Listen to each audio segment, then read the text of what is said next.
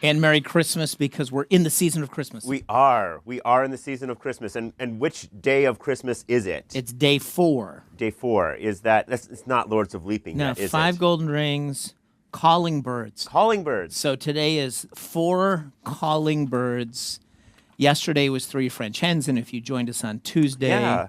you know, what was that? What was There were the turtle doves. turtle doves? That's right, 2 Yes. turtle doves, and Christmas is the partridge in the pear tree, Yes. right? Very good. Very So- good. And we decided we're only getting one of each. We're not We're not going to double up every time we start every the time next you day. start the next day. Could you imagine that? You'd have to have a warehouse. You'd have to be like Amazon. Yeah.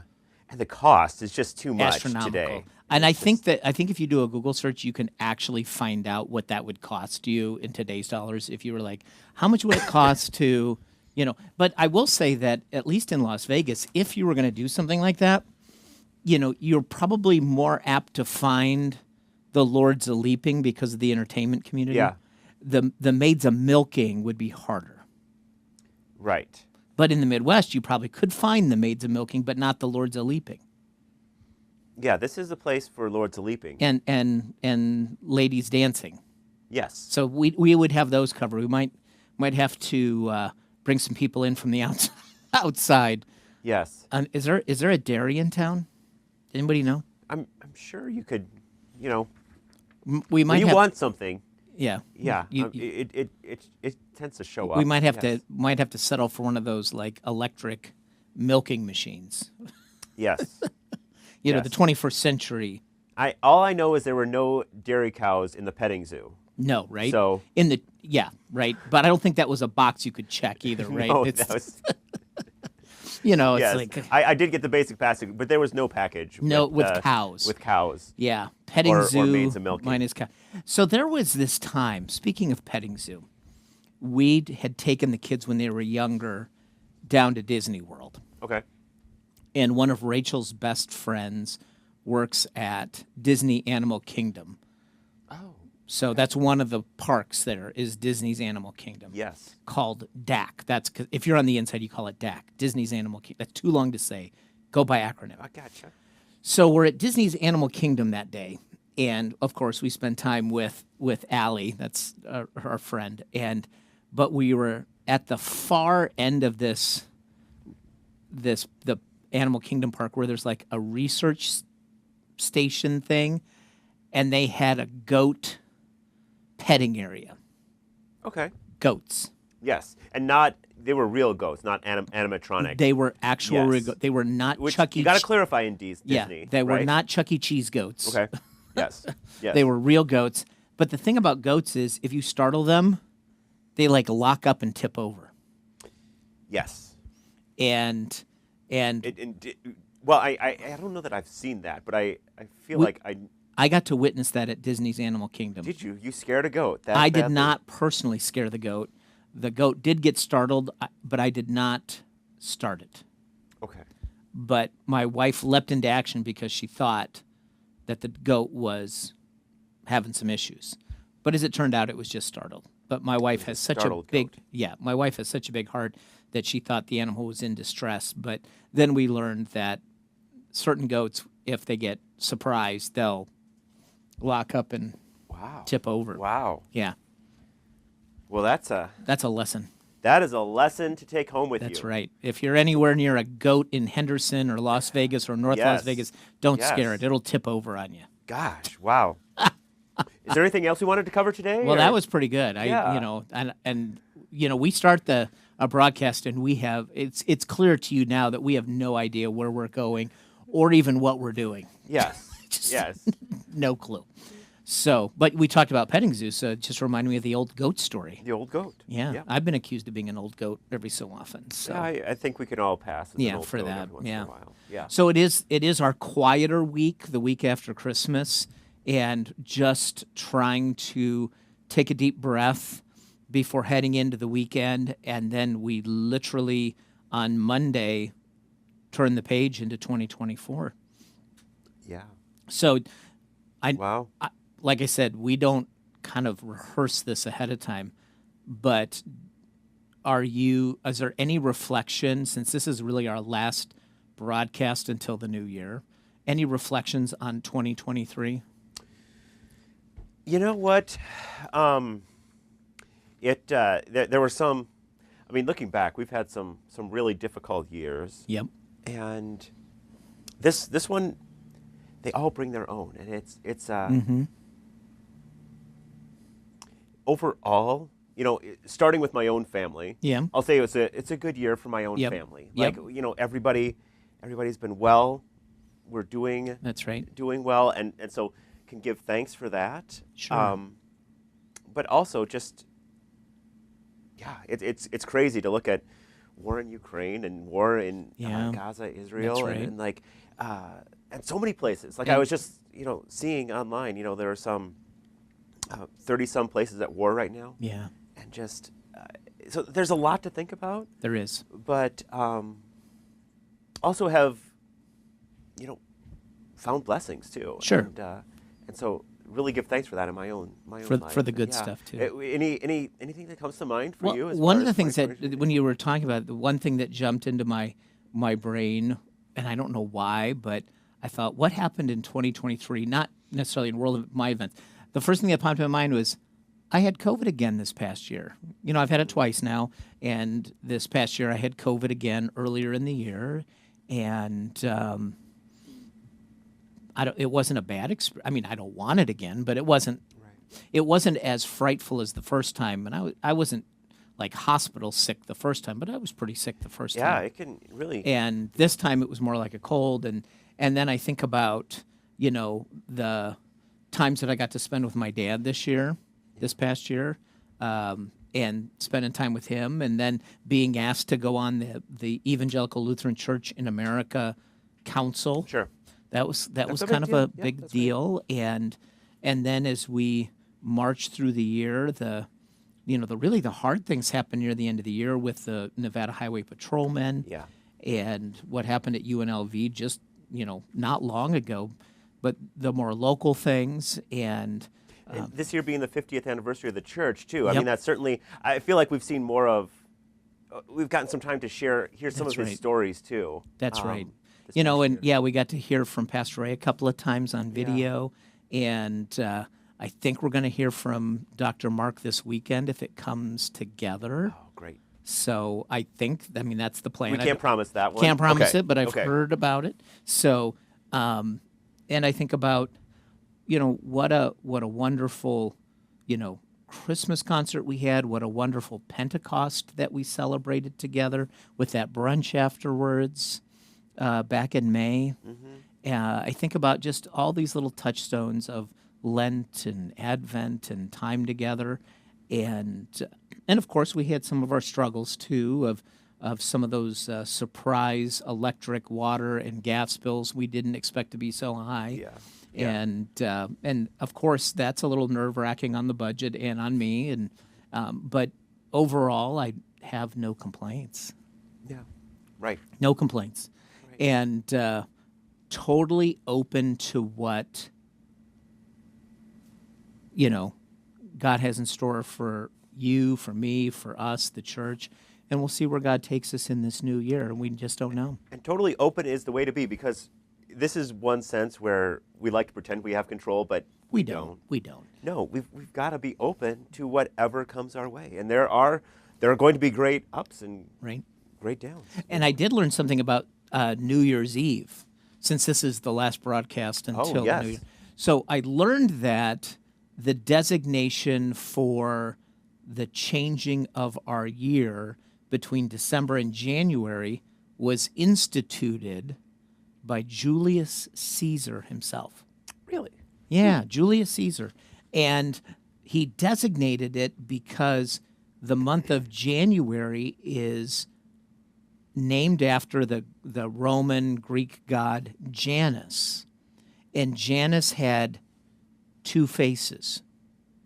He wasn't two-faced, but he had two faces. One to look back and one to look forward. Oh. And you think about what do you do at the end of a year as you look back, and sometimes you want to just slam the door on that Absolutely. year. Yep. I think when we got to the end of 2020, of the pandemic year, we were like, let's just slam this door shut and move forward, even though we weren't out of the woods yet. But also looking forward too. So I learned that recently about why we have December 31st as the end of the year as opposed to at the end of April and the beginning of May. Is that the new, Yeah. but that's why it was designated, because giving honor to Janice to help us look back and look forward. And so that's a I little heard that, so that's interesting. little lore. And also the other thing I learned about New Year's Eve is in New York City at Times Square, where the big kind of New Year's Eve celebration happens. Not it happens all over, but kind of the first one in the country on the East Coast. The ball drops as they count to 0. In Times Square, the first time that happened was 1907. The ball, the crystal ball, descending to hit 0 on the countdown. So 1907. I didn't realize that tradition was that Wow, long. 1907. How about that? Yeah. So today's song it has ancient roots. It's still within the time after Christ, but the roots of this hymn go way, way back. And it is I think it's a beautiful hymn. It is I think the right word is reverential. This is a reverential hymn. It's in our hymnal. I've sung it ever since I was a kid. And so I don't know if you know this, but it's one we should know because it is a beautiful hymn. So we're going to take a listen to this and then come back and we're going to talk about it a little bit.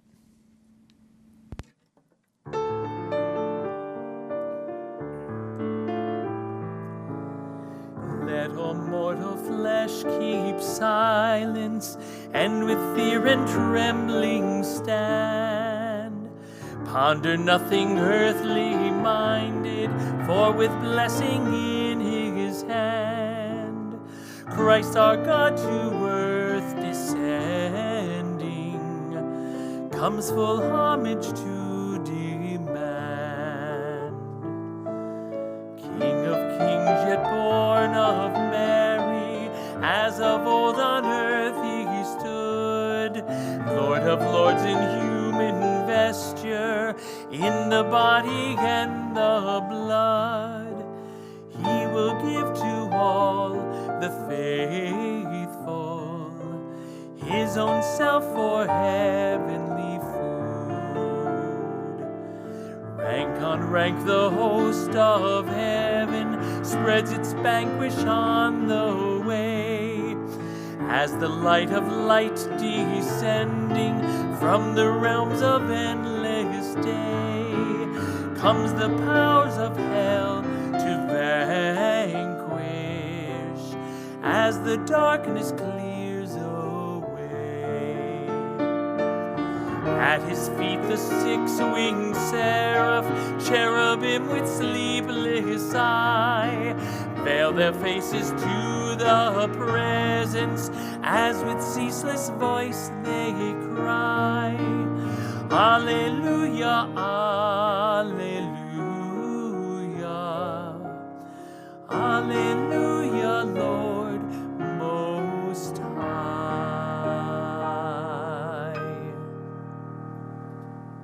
Beautiful tune.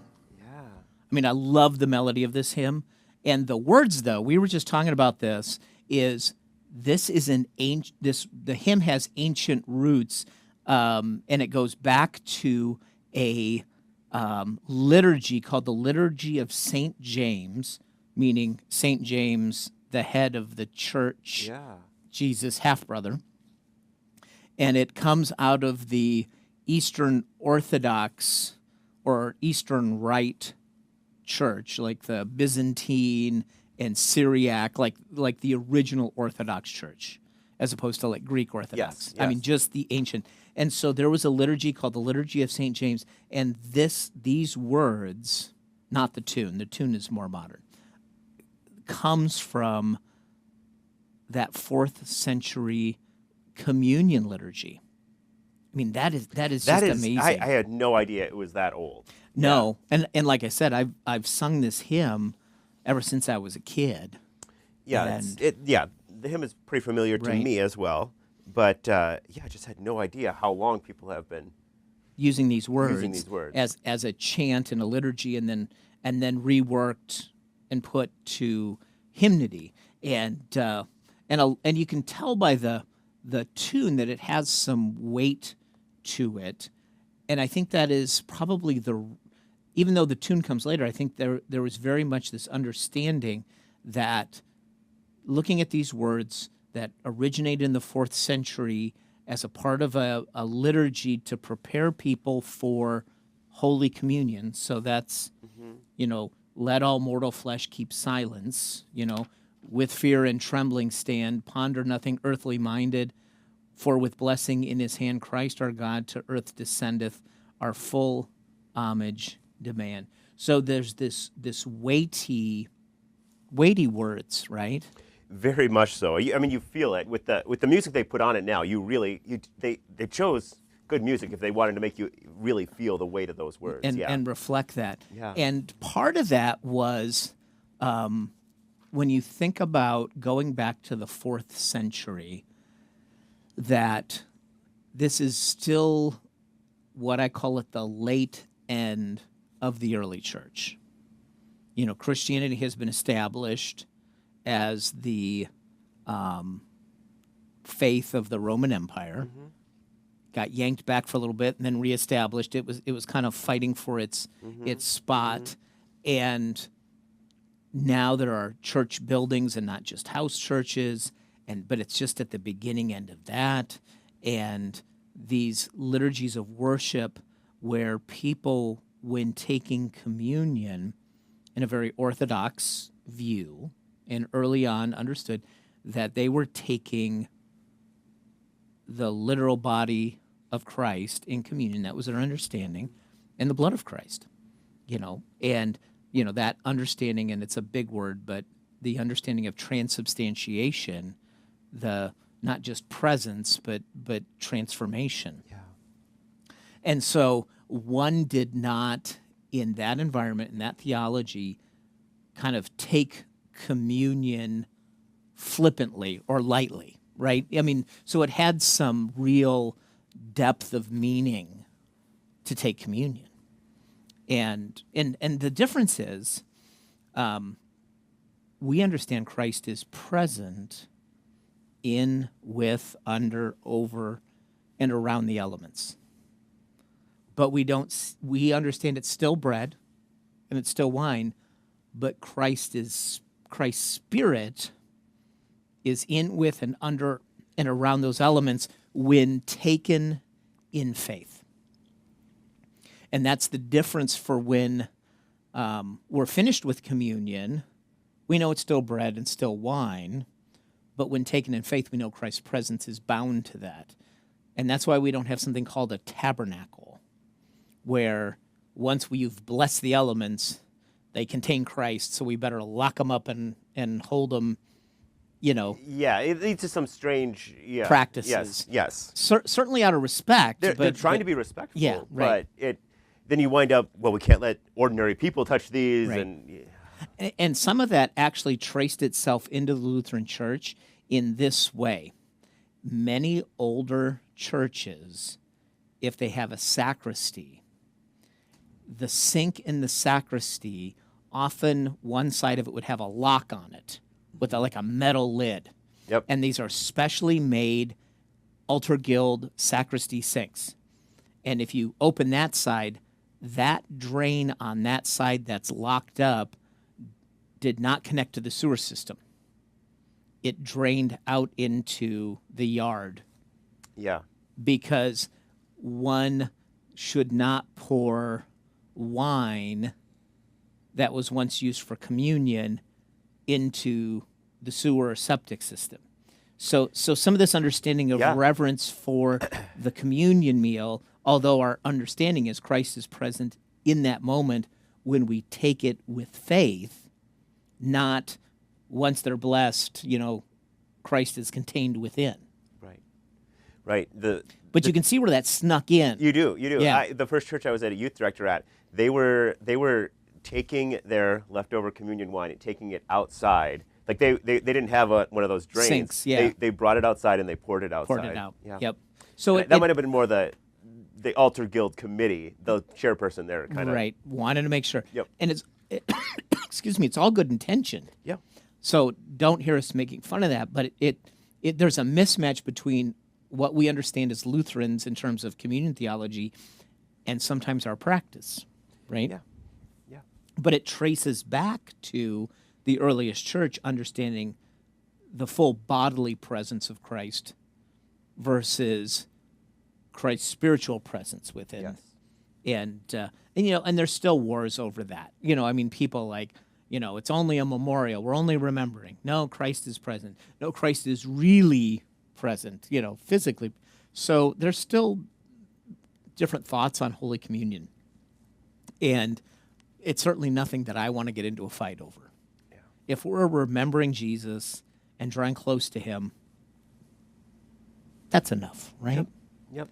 But I will tell you that in this hymn is, in the original liturgy, points to a verse in, here's one for you, Habakkuk.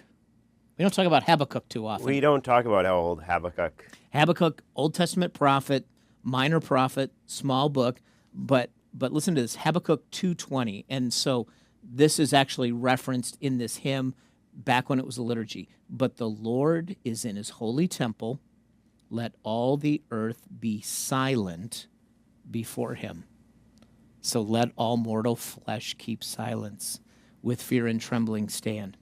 So this is a reference, part of that liturgy comes from Habakkuk 2:20. And I think that we kind of have two kind of places to think about our relationship and worship with God. Part of that is to understand that God is bigger than ourselves. And that there is a majestic, glorious, glory, perfection that is so outside the human experience that when we get a glimpse of it, there is a moment of silence and reverence and awe. Yeah. And not everybody gets a glimpse of that, but if you do, it's wholly outside of this world. I mean, you think about when Isaiah, is called, and he just sees the glory, the hem of God's robe in the temple, and he's like, It's this massive vision Yeah. where he, I'm a man of unclean lips. he realizes that he's been calling out to God for a while, and then he finally has just a small image of God, like with the hem of his robe. Yeah. And it's just too much for him It's to too much handle. for him. I'm an unclean man with unclean lips, with unclean people. And God says, whom shall I send? And he could not help himself because he's like, send me, right? But then there's Ezekiel, who has this even larger and more wilder vision of God surrounded by a host of angels, and almost like in a train procession, and the images of the angels and what they look like, because they don't look like just like people, is so overwhelming to him. But it's also this understanding of reverence and awe, and that God in his divine nature is other, right? And so I think that there's that, you understand that, and I believe absolutely all of that. And then you come over here and you think about Jesus, who is God, God incarnate, accessible, at our level, yet divine and perfect. And you got to hold those two things in tension. That God doesn't want to be inaccessible, but yet there's a part of that divine nature that is beyond this world. Yeah. And yet God loves us so much that he becomes one of us to be accessible to us. Which it's just a really interesting. Yes, but becomes one. Comes with us. Yeah. Yeah. So in Leviticus, on this whole understanding of reverential, or this moment of awe, admiration, being overwhelmed, Leviticus is the Old Testament book that talks about the worship practices of Israel, and they're codified, like a law. Mm-hmm. And in Leviticus 19:30, we hear what God says about worship. Yes. Observe my Sabbaths and have reverence for my sanctuary. I am the Lord. It's pretty clear. Yeah. It's very straightforward. Yeah. And of course, that's the law, and we're not under the law as Christians. But it does say something that God is giving this instruction, which falls well within the Ten Commandments. Remember the Sabbath day to keep it holy. Yeah, and although we're not under the law, it's also, it says something too. It's important to have reverence for spaces in our lives. Yeah. And if we lived without any of that, I mean, that's not helpful at all. I No. mean, it's to live with reverence for this world that God's created, for these places that we have to worship together, to have reverence for these spaces, and that's really important. Yeah. And I think you're right when we think about our own sanctuary, like creating a holy space that is separate from the rest of the world. And so even when we come into our sanctuary, especially it's big seasons like Christmas and Easter, it's decorated beyond what it normally is. And it's already a sacred space, but we even add another dimension of making it special. And I guarantee you that the group of people, our glitter team, and all of their friends who help us decorate for the seasons spend way more time doing that than probably most of us do at our homes. Meaning, we all decorate for Christmas, but the group of people who help us with our sanctuary, we spend way more time in there making sure that this is a beautiful, sacred space for holidays than we do in our own homes, which is a part of this creating a moment of awe and reverence and the care and concern that we put into it to make sure it's not irreverent in a lot of ways, right? And so, just the other day we celebrated Christmas, and it was last Thursday that we were decorating for, Sunday, Christmas Eve, and Monday, Christmas morning, and they were here for hours. Yeah. But there was care and love and people were reverential in the sense of they were taking great care to show, the people, us, and God, like this beautiful room in which we worship. And so I think there is still this element of when we come to church, there's no law that you have to be one way or the other, but we want to have a little bit of reverence for this majesty and this divine other, yet in that love, God comes to us in the person of Jesus. Always. Yeah. Always, yeah. And even in the early church, listen to this. I love this passage. It's the early church, and they're just figuring things out. And this verse here, Acts 2, starting at chapter 2, verse 42, talks about the early church. And I want to read it to you because it really is a model of how we should do church today. So it says, they devoted themselves to the apostles' teaching and to the fellowship and to the breaking of bread and to prayer. So there's some model right there. We should always be teaching. We should have fellowship in our church. We should always have communion together, break bread together, and we should always be about praying. We do those things. So I think we're on track right now. And then it says this, everyone was filled with awe, and many wonders and miraculous signs were done by the apostles. So there's that word again, that awe, that reverence of knowing that God is at work. So even in the early church, they were doing these things. They were meeting in people's homes because there was no church buildings. And even in the most humble of church buildings, someone's common room in their house, there was still this awe that God was up to something. Yeah. And I think that's beautiful. And then it said all believers were together and they held everything in common, selling their possessions. They gave to anyone as he or she had need. And And every day they continued to meet together in the temple courts and broke bread in their homes and ate together with glad and sincere hearts, praising God and enjoying the favor of all the people. The Lord added to their number daily of those who were being saved. I love that image of the church. I mean, Yeah. that's church, and we still see that today. But Yep. it's something that is what church is all about. We share resources, maybe not to the extent that they do, but we think that's important yeah. when we do even do things like, oh, let's buy peanut butter for LSSN. That is pooling resources. It is. And then they were still in this no man's land between being Jewish and their Jewish roots, because they were all Jewish, and being Christian, so they were still going to the temple to worship.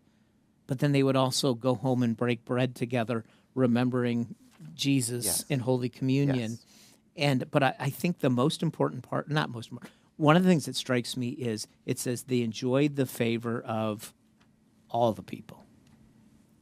So here's what it tells me. It tells me this, is if we're doing church right and we're living into our faith, no one would ever say anything ill about us, right? Yeah.